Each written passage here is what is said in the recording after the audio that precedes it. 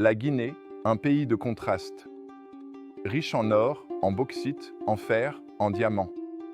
Et pourtant, son peuple reste parmi les plus pauvres d'Afrique. Derrière ce paradoxe, des hommes puissants, discrets, mais influents.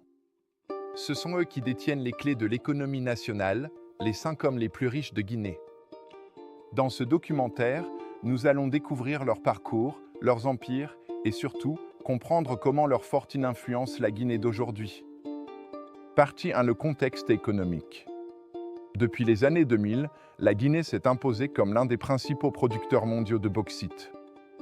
Ce minerai rouge, indispensable à la fabrication de l'aluminium, attire les géants miniers du monde entier. Mais la question persiste, à qui profite cette richesse ? Entre multinationales étrangères et élites locales, une nouvelle génération d'entrepreneurs a su transformer cette manne minière en véritable empire économique. Partie 2. Les 5 hommes les plus riches. 1. Mamadou Saliou Diallo, l'empereur de la bauxite. À la tête de plusieurs sociétés minières et de logistique, Mamadou Saliou Diallo est considéré comme le pionnier des relations économiques entre la Guinée et la Chine. Son influence s'étend des mines de Bokeh jusqu'au port de Kamsar. Discret, mais redoutablement efficace, il symbolise le modèle d'un capitalisme national en expansion.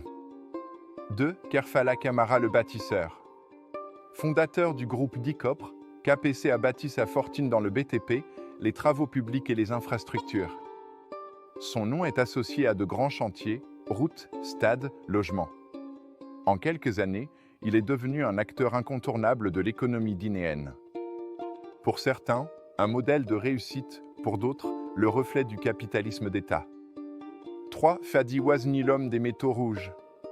D'origine libanaise, naturalisé guinéen, Fadi Wazni dirige la SMB, la société minière de Bokeh, un consortium international pesant plusieurs milliards de dollars. Son influence dépasse les frontières, il est un pont entre les investisseurs étrangers et les autorités locales. 4. Antonio Soare, le magnat du sport et des médias. Propriétaire du Roya AC et du groupe Guinée Game, Antonio Soare s'est imposé comme un entrepreneur polyvalent. De la loterie à la télévision, en passant par le sport, il incarne la diversification économique à la guinéenne. Mais son ascension rapide a souvent suscité des controverses politiques. 5. Baba Silla, l'industriel de la diaspora. Moins connu du grand public, Baba Silla a fait fortune à l'étranger avant d'investir massivement en Guinée. Son groupe opère dans l'agro-industrie, l'énergie et l'immobilier. Son ambition, créer une industrie guinéenne indépendante des multinationales. Partie 3. Les enjeux et les défis. Mais la richesse de ces hommes ne va pas sans controverse. Les inégalités sociales persistent, la jeunesse reste sans emploi et la dépendance vis-à-vis des capitaux étrangers demeure forte. Faut-il blâmer les élites économiques ou un système encore prisonnier de l'héritage colonial et politique ? Beaucoup estiment que la Guinée ne pourra s'en sortir que si ses richesses profitent à tous. Conclusion.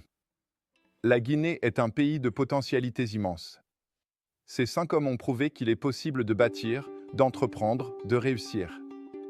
Mais la véritable question reste ouverte, la richesse de la Guinée profitera-t-elle un jour à son peuple ?